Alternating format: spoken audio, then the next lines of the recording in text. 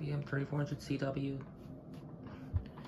I finally came up with a name for you.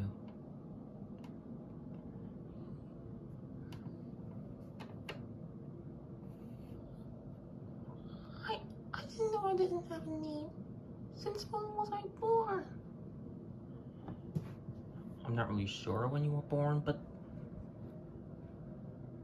I think that you're most likely born when you have a name, right? Of course.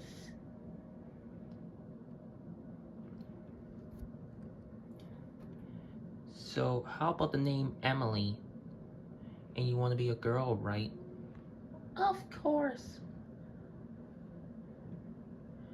Who says you can't have a girl?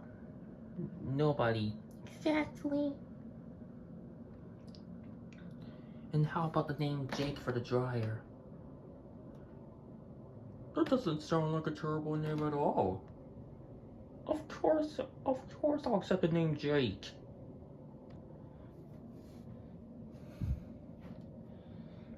So Emily the washing machine and Jake the dryer it is. Even if you're both LG.